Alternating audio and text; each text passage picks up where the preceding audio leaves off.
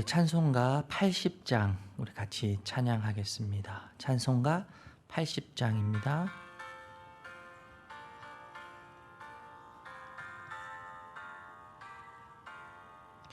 천지에 있는 이름 중 귀하고 높은 이름, 주 나시기 전 지으신 구주의 이름 예수.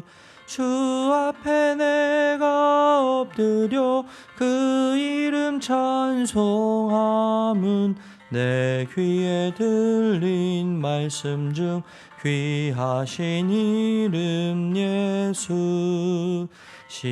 십자가에 달릴 때 명패에 쓰인 대로 저 유대인의 왕이요 곧 우리 왕이시라. 주 앞에 내가 엎드려 그 이름 찬송함은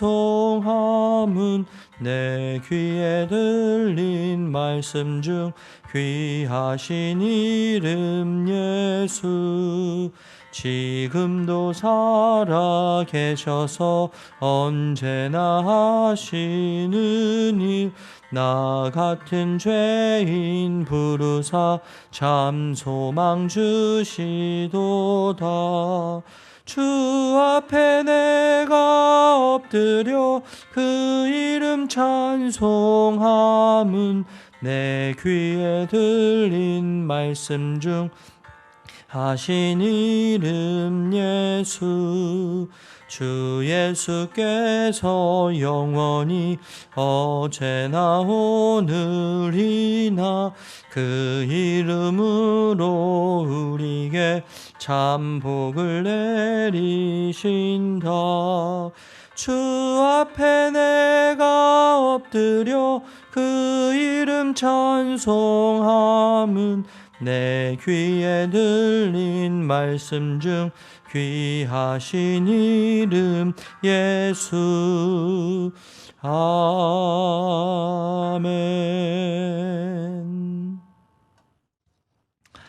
우리 함께 나눌 말씀은 사도행전 10장 34절에서 48절까지 말씀입니다. 베드로가 입을 열어 말하되, 내가 참으로 하나님은 사람의 외모를 보지 아니하시고 각 나라 중 하나님을 경외하며 의를 행하는 사람은 다 받으시는 줄 깨달았도다. 만유의 주 되신 예수 그리스도로 말미암아 화평의 복음을 전하사 이스라엘 자손들에게 보내신 말씀, 곧 요한이 그 세례를 반포한 후에 갈릴리에서 시작하여 온 유대에 두루 전파된 그것을 너희도 알거니와, 하나님이 나사렛 예수에게 성령과 능력을 기름 붓듯 하셨음에 그가 두루 다니시며 선한 일을 행하시고 마귀에게 눌린 모든 사람을 고치셨으니 이는 하나님이 함께 하셨습니다. 우리는 유대인의 땅과 예루살렘에서 그가 행하신 모든 일의 증인이라. 그를 그들이 나무에 달아 죽였으나 하나님이 사흘 만에 다시 살리사 나타내시되 모든 백성에게 하신 것이 아니요 오직 미리 택하신 증인 곧 죽은 자 가운데서 부활하신 후 그를 모시고 음식을 먹은 우리에게 하신 것이라. 우리에게 명하사 백성에게 전도하되 하나님이 살아있는 자와 죽은 자의 재판장으로 정하신 자가 곧 이 사람인 것을 증언하게 하셨고, 그에 대하여 모든 선지자도 증언하되 그를 믿는 사람들이 다 그의 이름을 힘입어 죄사함을 받는다 하였느니라. 베드로가 이 말을 할 때에 성령이 말씀 듣는 모든 사람에게 내려오시니 베드로와 함께 온 할례 받은 신자들이 이방인들에게도 성령 부어주심으로 말미암아 놀라니, 이는 방언을 말하며 하나님 높임을 들음이러라. 이에 베드로가 이르되, 이 사람들이 우리와 같이 성령을 받았으니 누가 능히 물로 세례 베품을 금하리요 예수 그리스도의 이름으로 세례를 베풀라. 그들이 베드로에게 며칠 더 머물기를 청하니라. 여러분, 하나님을 알아갈 때 깨닫게 되는 사실이 있습니다. 내가 하나님을 너무나 모르고 있다는 것이죠. 내가 하나님을 정말 모르고 있구나, 아는 것 같았는데 내가 하나님을 모르고 있구나, 내가 몰랐었구나, 이런 것을 깨닫게 됩니다.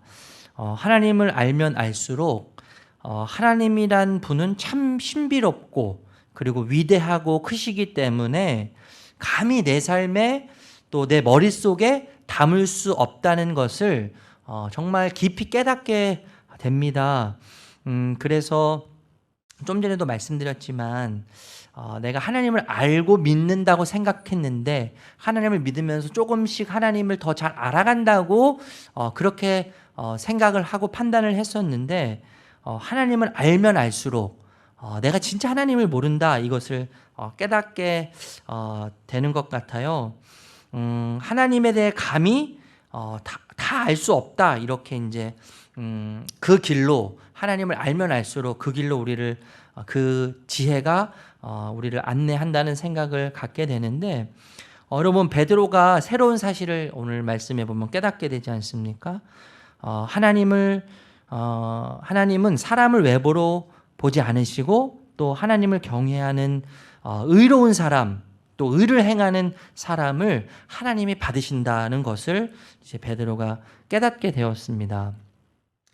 여러분 그 유대인들이 이방인들에게 구원은 절대 허락되지 않았다, 허락될 수 없다 이렇게 생각했어요. 그래서 구원은 유대인들에게만 속한 것이라고 국한된 특권이라고 여겼지 않습니까? 유대인들이 구원의 자격으로 여겼던 나라와 민족이라는 기준, 자격을 결코 뛰어넘을 수 없는 유대인이라고 하는 그러한 기준을 결코 뛰어넘을 수 없다고 생각했는데 지금 이제 그 핍박과 고난을 통해서 예루살렘 교회가 흩어지기 시작하면서 새로운 하나님에 대해서 아마 이 초대교회 성도님들은 또 사도들은 깨닫게 되었을 거라는 생각이 들어요. 베드로도 지금까지 전해 내려왔던 그 전통, 유대인들의 그 종교적인 전통이라고 할 수 있겠죠. 이 종교적인 전통과 편견, 하나님에 대한 오해인데 이방인들, 특별히 사마리아인들, 그리고 오늘 이제 말씀에서 우리가 살펴보고 있는 내용인데 이방인에게 하나님께서 구원의 은혜를 베푸시지 않았다라고 하는 어떤 종교적인 전통과 편견이 완전히 무너지는 사건이 오늘 다시 한번 이제 우리에게 이제 들려지고 있는 것이죠. 여러분 하나님의 구원은 결코 자격이 없지 않습니까? 그렇죠? 외모로 보지 않으시고 또 하나님을 경외하는 사람이라면 또 그리고 의를 행하는 사람이라고 한다면 여러분 여기서 말하는 의라는 것은 뭐죠? 사람다움이죠. 사실 사람다움인데 사람이 사람다운 행동을 하는 것이 의 아니겠어요? 그런데 여러분 사람이 가장 사람다움의 일을 하려면 그것이 뭐냐면 하나님을 경외하는 거죠. 사람이 하나님을 경외하는 것처럼 가장 의로운 일은 없죠. 그러니까 여러분 이 하나님을 경외하는 것과 또 의와 이 표현을 연결시켜서 우리가 생각할 수 있는 것이죠. 그런 사람, 이방인 중에라도 그렇게 의를 행한다면 사람다움의 자리에서 하나님을 경외하는 사람이라면 하나님께서 그 이방인들을 받으신다는 거예요.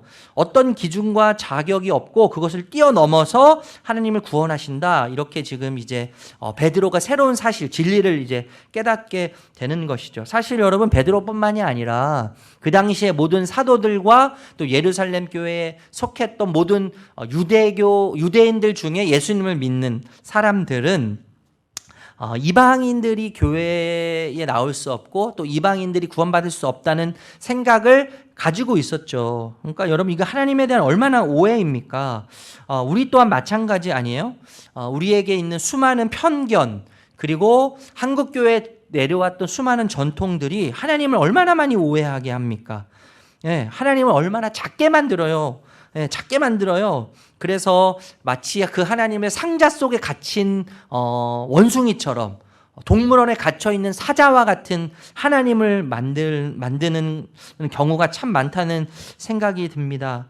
그러니까 여러분 내가 만들어 놓은 하나님에 대한 그 생각과 편견을 버리고 참 하나님을 우리가 날마다 이제 발견을 해야 되는데 여러분 우리가 갖고 있는 그 하나님에 대한 오해, 편견, 상자 속에 갇혀 있는 하나님을 생각할 때 풍성한 내 삶을 방해하시는 하나님처럼 하나님에 대해서 오해할 때가 얼마나 많이 있어요. 그죠? 풍성한 내 삶을 방해하는 것 같은 하나님.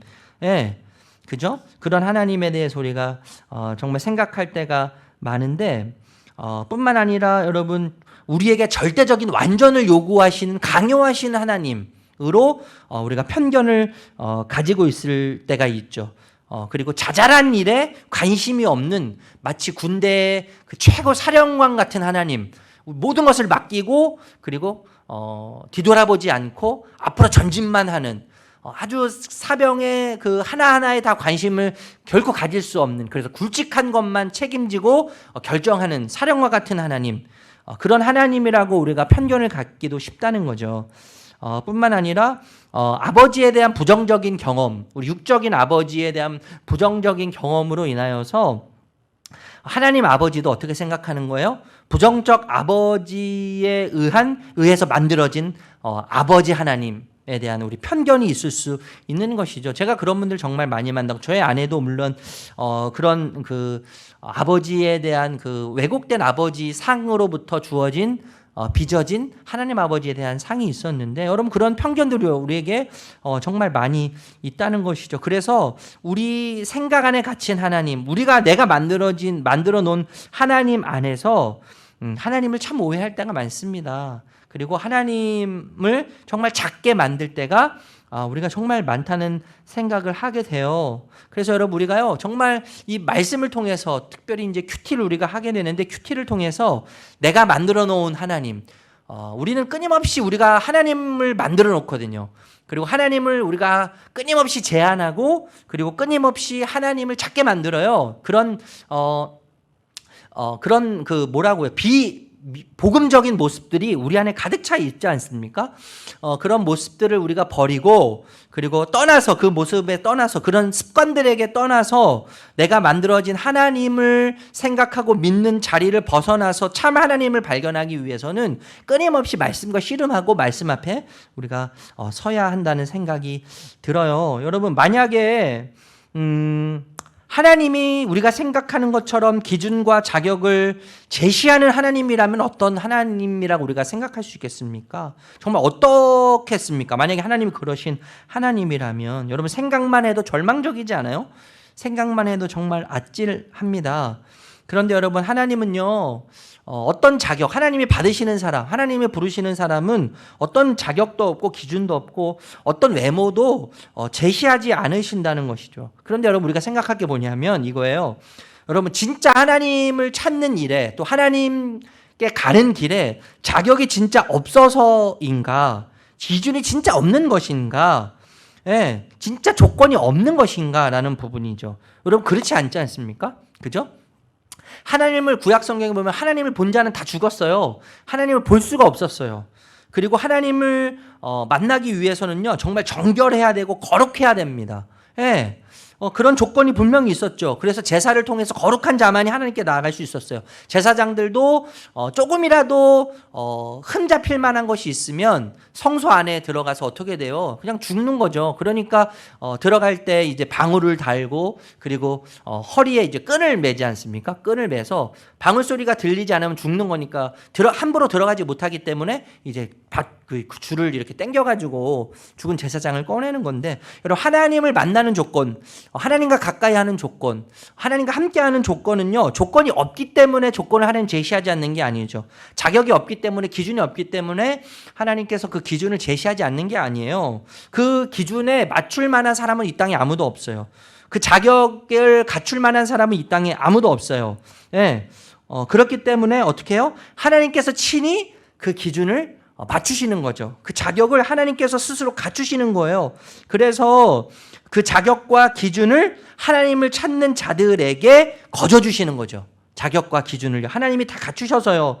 이것을 우리가 뭐라고 이야기하는 거예요? 은혜라고 이야기하는 거예요. 은혜.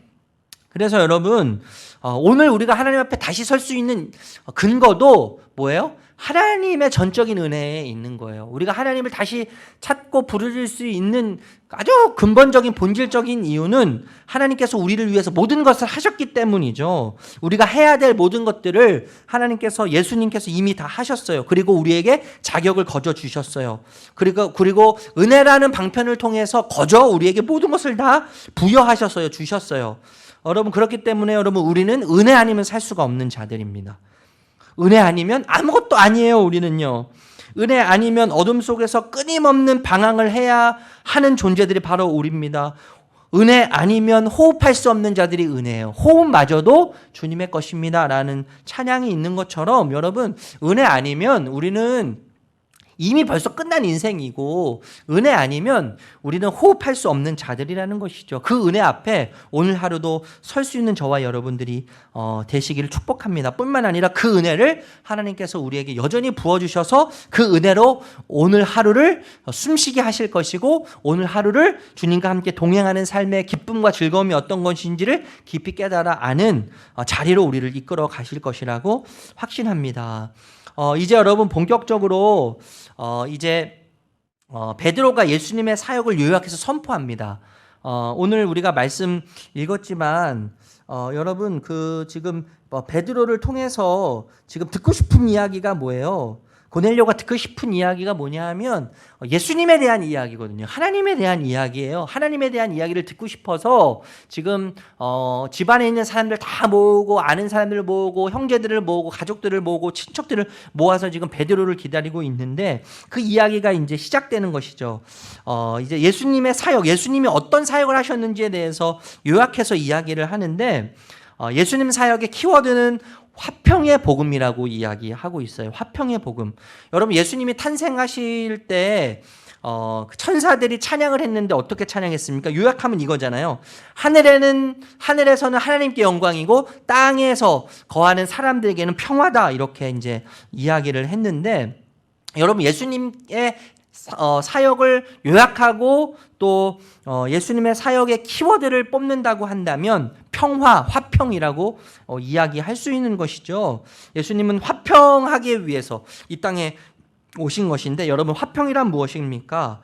본문의 의미를 살려서 우리가 좀 전에 말씀 읽었는데 본문의 의미를 살려서 풀이한다면 하나님을 경외하고 의를 행하는 것이 화평의 자리라는 거예요. 화평의 자리라는 것이죠. 하나님을 경외하고 의를 행하는 것이 화평이라고 말씀드리고 싶은데 그러니까 한마디로 말하면 이거죠. 좀 전에도 제가 시작할 때 말씀드렸지만 여러분 하나님을 경외하고 또 의를 행하는 것. 그러니까 의를 행하는 것이 사람이 의를 행하는 최고의 의를 행하는 것이 하나님을 경외하는 것인데 여러분 이것이 뭐예요? 하나님께서 그 태초에 인간을 만드실 때 창조의 목적이잖아요. 창조의 목적인데 이 사람다움이죠. 사람다움. 그러니까 화평이라는 것은 본문의 의미를 살려서 풀이한다면 하나님을 경외하는 것이고 의를 행하는 것인데 그러니까 사람 다음의 회복이라는 거죠. 하나님께서 창조하신 그 창조의 목적, 원래의 목적대로 회복되는 것이고 사람 다음의 회복이죠. 이 사도행전에서 계속 우리가 살펴보고 있는 건데 여러분 사람들이 병들고 귀신 들리는 것은 원래 창조의 모습에서 벗어나 있는 거지 않습니까? 사람 다음에서 벗어나 있는 거예요. 그러니까 여러분 예수님께서 오셔서 또 사도들을 통해서 제자들을 통해서 또 예루살렘 교회 여러 집사님들을 통해서 지금 예수님께서 하고 계시는 일이 뭐냐면 병을 고치고 그리고 귀신 들린 사람들을 귀신의 속박에서 벗어나게 하는 것인데 그것을 통해서 지금 화평의 사역을 하는 예수님께서 하고 계시는데 그 화평의 사역을 통해서 귀신을 내쫓고 병든 자를 치유함으로 인해서 화평의 사역을 하고 계시는데 화평을 통해서 결국엔 뭐예요? 하나님을 경외하는 자리, 의를 행하는 자리, 그리고 하나님을 기뻐하고 하나님을 예배하는 창조의 원래의 모습으로 원형으로 회복하는 사람다움으로 회복하는 화평의 사역들을 지금 예수님께서 제자들을 통해서 지금 집사님들을 통해서 예루살렘 교회 흩어진 성도님들을 통해서 하고 계시다고 이야기할 수 있는 것이죠. 그래서 여러분 이것을 다른 표현으로 하면 오늘 본문에서 뭐라고 이야기해요? 하나님이 함께 하심이라고 이야기하는 것이죠. 그러니까 여러분 하나님 품으로 돌아가기 전까지는 샬롬은 없는 거예요. 예, 하나님으로 돌아가는 것이, 하나님 품으로 돌아가는 것이, 하나님께서 창조하신 원래의 창조의 목적대로 돌아가는 것이야말로 뭐예요? 진정한 샬롬을 누릴 수 있는 유일한 방법이죠. 예, 화평을 누릴 수 있는 유일한 방법입니다. 그 하나님을 기뻐하고 즐거운 자리로 돌아가지 않으면 어떻게 되는 거예요? 영원한 샬롬을 누릴 수 없어요. 기쁨을 누릴 수 없는 것이죠. 하나님 품으로 돌아가기 전까지는 이 세상 어디에서도 샬롬을 경험할 수 없는 것이죠. 여러분 39절에서 43절에 보니까 이제 더 본격적인 이야기를 해요. 고넬료가 듣고 싶어하는 이 복음에 대한 본격적인 이야기를 하는데 간단해요, 여러분. 예수님이 누구신지, 예수님은 어떤 일을 하셨는지 복음에 대해서 아주 간단하게 핵심적으로 요약을 해서 지금 베드로가 이야기를 하는데 이렇게 요약할 수 있잖아요. 예수님께서 어떻게 해요? 죽으셨다. 그리고 살아나셨다. 그런 재판장이시다. 그리고 모든 믿는 자들에게 제사함을 받게 한다. 이렇게 이제 이야기하는데 여러분 이 인류의 모든 불행, 모든 문제의 근원, 병들고 귀신 드는 이 표면적으로 나타나는 뭔가 뒤틀려 있고 꼬여 있는 모든 근본적인 문제의 원인이 뭐예요? 죄라는 거죠, 죄. 그래서 예수님은 어떻게 하신다는 거죠? 모든 죄로부터 구원을 주시고 제사함을 받게 하셔서 원래의 모습대로 예수님께서는 이 인류를 회복시키신다는 것을 이야기하고 있는 거예요, 베드로가요. 여러분 철학이 아무리 발전을 하고 과학이 아무리 발전을 하고요, 이성이 아무리 발전을 해서 수많은 것들을 발견해내고 수많은 논리들을 쌓고 그래서 문명이 아무리 발전한다고 하더라도 여러분 해결하지 못하는 게 있어요. 그것이 뭐예요? 죄의 문제입니다. 죄의 문제는요 해결할 수 없어요. 철학과 과학과 이성과 발전된 문명이 죄를 해결할 수 없어요. 인간이 있어야 할 원래의 자리로 되돌아갈 수 있도록 하지 못합니다. 그렇기 때문에 여러분 예수님이 어떻게 하셨어요? 죽으신 거예요. 그리고 부활하신 예수님께서 죄의 문제를 죽음과 부활을 통해서 해결하시는 것이죠. 이것이 뭐래요? 복음의 핵심이고 복음의 정수라고 이야기할 수 있어요. 이것보다 어떻게 더 요약할 수 있겠어요? 베드로가 지금 이야기하는 것처럼 여러분 이것보다 더 복음의 핵심, 복음의 정수를 이야기할 수 있겠습니까? 이 아주 간단한 이야기. 예수님께서 죽으시고 부활하시고 그리고 그를 믿는 모든 자들의 죄를 사하심으로 그리고 그렇게 용서하심으로 모든 사람들이 예수님께 용서받는 모든 사람들이 창조의 원래 목적대로 돌아가는 관계 회복, 또 형상의 회복, 인간 다음의 회복, 화평을 누리는 이 놀라운 은혜의 자리로 되돌아갈 수 있다는 이 놀라운 이 복음의 이야기를 이렇게 참 간단하게 요약할 수 있는 것인데 여러분 이 간단한 이야기임에도 불구하고 여러분 이 이야기를 믿지 않기 때문에 죽는 것이죠. 이 간단한 이야기요. 몇 문장으로 요약되는 이 복음, 그런데 복음이 없어서 죽는 거예요, 여러분. 이 몇 문장, 이것이 없기 때문에 죽는 거예요. 그런데 어떤 사람은 이 복음 때문에 사는 거죠. 이 몇 문장으로 요약될 수 있는 이 복음 때문에 여러분 사는 거 아니겠어요? 그런데 여러분 우리의 삶을 돌아보면 우리가 복음을 가지고 있음에도 불구하고 마치 복음이 없는 자처럼 살 때가 얼마나 많이 있는지 생각하게 되는 거예요. 여러분 우리에게 복음이 있습니다. 이미 우리를 위해서 전부를 주신 복음, 나를 위해서 내가 해야 될 모든 일을 행하신 그 복음, 예수 그리스도의 복음이 우리에게 있다는 것을 여러분 기억하시면 좋겠어요. 우리가 여러분 당해야 될 모든 고난과 슬픔과 고통과 그리고 죽음의 이야기들을 예수님께서 이미 다 경험하셨어요. 그리고 부활하셨어요. 그러면 지금 우리가 겪고 있는 고난과 슬픔의 이야기들은 뭐예요? 우리가 지금 겪고 있는 슬픔과 고난의 이야기들은 예수님께서 승리하신 것을 확증해주는 사건의 이야기일 뿐이죠. 그리고 예수님께서 이미 승리하신 이야기로 가게 만드는, 그것을 내 것이 되게 만드는 이야기일 뿐이에요. 지금 고난의 이야기는요, 우리의 슬픔의 이야기는 그것뿐이에요. 단지 우리를 어떻게 할 수 없어요. 왜요? 이미 예수님께서 복음을 통해서 우리가 경험해야 될 모든 것들을 완성하셨기 때문에, 그리고 우리가 승리해야 될 그 승리를 예수님께서 쟁취하셨기 때문에 우리가 겪고 있는 고난은 그냥 그저 그런 거기 차원에 머물러 있는 고난이고 슬픔인 거예요, 여러분. 그것을 통해서 우리는 다시 한번 예수님께서 당하신 고난을 통해서 우리가 승리했다는 것을 확인하게 될 것이고, 이 고난은 우리를 주저하게 만드는 고난이 아니고 아픔이 아니라 이미 그것을 통과해서 모든 것을 이기신 주님께로 가는 그 승리를 쟁취하는 과정에 있는 그런 것이라는 것을 여러분 다시 한번 기억하시기를 간절히 부탁드립니다. 여러분, 이 복음이 없기 때문에 교회가 쇠퇴하는 거죠. 여러분, 교회에 돈이 없어서 쇠퇴하는 게 아니에요. 교회에 사람이 없어서 쇠퇴하는 게 아니죠. 조직이 잘 안 갖춰져 있기 때문에, 조직이 없기 때문에, 시설이 좋지 않기 때문에 교회가 쇠퇴합니까? 그렇지 않죠, 여러분. 복음이 없기 때문에 그런 거예요. 이 복음이 없기 때문에, 이 정말 몇 문장으로 물론 여러분 복음은 총체적이기 때문에 설명하기가 참 어렵고 단문장으로 단순히 설명할 수 없는 것이 복음이지만, 정말 그래도 복음을 요약한다면 오늘 베드로가 이야기하고 있는 것이라고 우리가 이야기할 수 있는데, 여러분, 교회가 쇠퇴해져 가는 이유는 이거 아니에요, 여러분. 복음이 없는 거예요. 우리가 교회로 부름 받았는데 교회인 우리가 쇠퇴해져 가고 있고, 복음인 우리가 교회인 우리가 힘을 잃어가고 있고, 그리고 교회인 우리가 뭔가 메말라서 쭈그러져 있고, 또 사람들로부터, 세상들로부터 비난을 받고 비판받는 이유는 뭐예요, 여러분? 돈이 없어서가 아니지 않습니까? 우리가 세상적으로 성공하지 못해서입니까? 여러분, 아니잖아요. 병들어 있어서입니까? 그게 아니지 않습니까?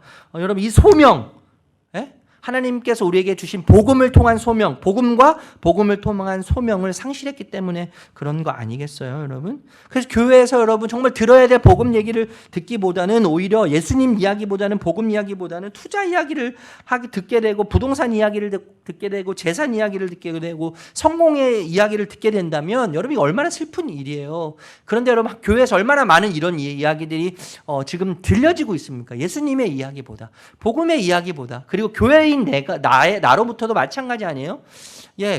나를 통해서 복음의 이야기가 들려지고 예수님의 냄새가 나고 예수님의 형상이 그려지고 예수님이 더 궁금해져야 되는 이야기가 들려져야 되기는커녕, 그것이 흘러가야 되는데 그렇기는커녕 여러분, 성공한 이야기, 부동산 이야기, 우리 자식 잘된 이야기, 내 사업이 잘된 이야기, 투자했더니 잘 되더라, 이런 이야기들이 지금 한국교회에 얼마나 많이 퍼져가고 있고, 교회로 부름받은 우리를 통해서 얼마나 그런 이야기들이 예수님 이야기보다 더 많이 지금 퍼져가고 있습니까? 그러니까 여러분, 너무나 참 가슴 아픈 이야기이고 한탄스러운 이야기일 수밖에 없는 것이죠. 여러분, 교회의 흥망성쇠는 교회가 공동체로 부름받은 교회뿐만 아니라 교회로 부름받은 우리 개인을 포함해서예요.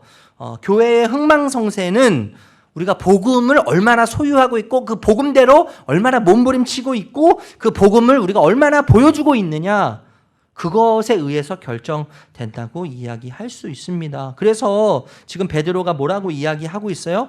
이 일에 우리가 증인이다, 이렇게 지금 39절에서 이야기하고 있는 것이죠. 그래서 여러분, 증인 의식을 우리가 정말 까먹지 않고 잊지 않고 우리가 늘 기억하면서 새기면서 우리가 살아야 되는 것이죠.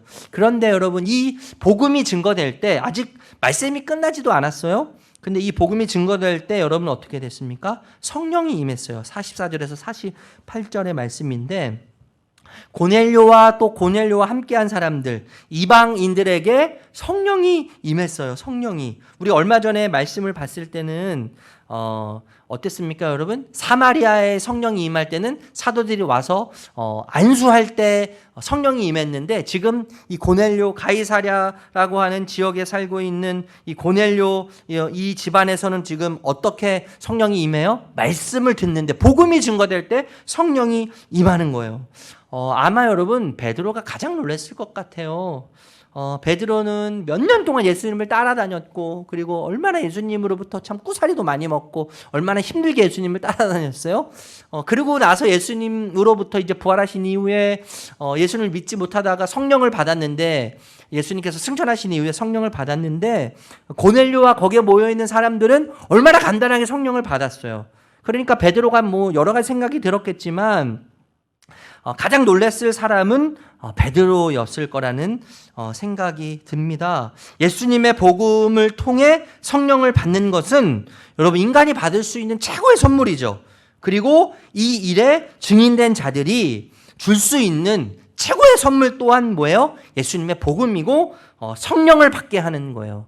이 세상의 최고의 일이에요. 최고의 선물이에요. 최고의 축복이에요. 성령님을 내 안에 모시고 성령님과 함께 동행하는 삶, 그리고 나와 함께 계시는 성령님을 보여주면서 그 성령님을 받게, 내 주변에 있는 사람들로 하여금 받게 하는 것, 이것만큼 여러분 최고의 축복된 삶을 없고 최고의 선물은 없는 것이죠. 여러분, 예수님께서 이 일을 위해서 저와 여러분들 부르신 거예요. 그리고 예수양남교회를 세우셨고 이 땅에 수많은 교회들을 세우신 겁니다. 여러분, 서울에 있는 어느 한 대형 교회에서 액츠 29, 이제 사도행전이 영어로 액츠잖아요. 액츠인데 액츠 29 뭐 이런 이제 운동을 펼치고 있는데 참 저는 그 액츠 29라는 주제가 제 마음을 이렇게 참 뭐라고 요동친다고 해야 될까요? 다시 한번 그리스도인으로서, 교회로서, 부름받은 교회로서 내가 어떻게 살아가야 하는가를 다시 한번 생각하게 하는 그런 운동이라는 생각이 여러분 듭니다. 오늘 말씀을 정리하면서 여러분 이것만 기억하셔도 좋을 것 같아요. 우리는 교회로 부름받은 자들로서 여러분 우리가 하나님 얼마나 제약하고 또 내 안에 갇혀있는 하나님으로 만드는지 모릅니다. 하나님 얼마나 오해해서 하나님을 작게 만드는지 몰라요. 우리를 통해서 하나님, 크신 하나님, 위대하신 하나님이 우리를 통해서, 우리 공동체를 통해서 내가 속한 공동체 가운데 내 생각보다 크시고 내 경험보다 크시고 또 우리의 어떠함보다 크신 그 하나님이 드러남을 통하여서, 그 하나님이 흘러감을 통하여서 증인으로 부름받은 우리를 통해서 성령이 그들에게 증거되고 복음이 증거됨으로 하나님 안으로 들어가서 또 하나님이 주시는 그 영원한 생명을 누리게 되는 그런 증인된 자들로 우리 사랑하는 성도님들이 살아가시는 그런 은혜가 충만하시기를 예수님의 이름으로 축복합니다. 기도하겠습니다. 하나님, 우리가 하나님 얼마나 작게 만드는지 모르겠습니다.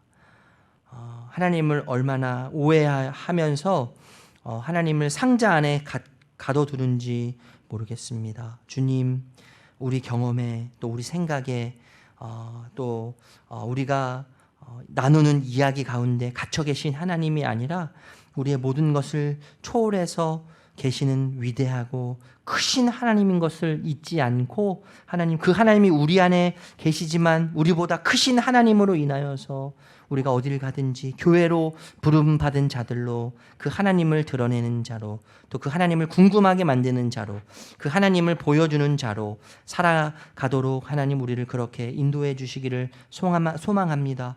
그래서 하나님 우리를 통해서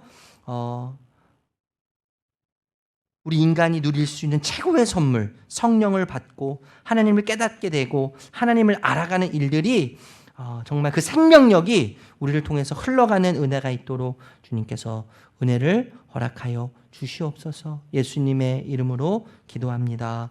아멘. 하늘에 계신 우리 아버지여, 이름이 거룩히 여김을 받으시오며 나라의 임하옵시며 뜻이 하늘에서 이룬 것 같이 땅에서도 이루어지이다.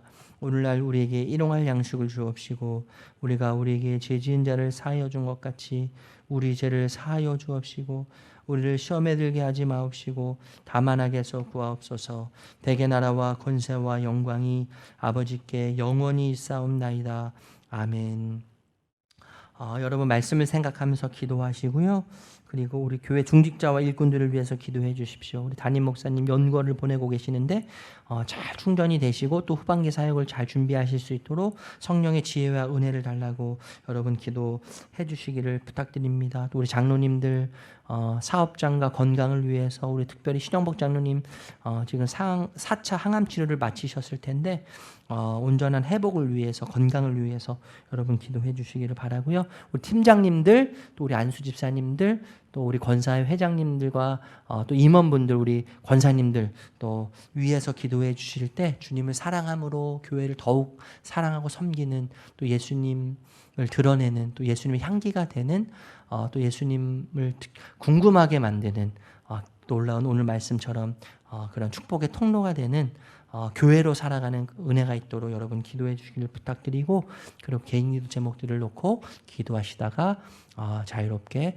마치시도록 하겠습니다. 기도하겠습니다.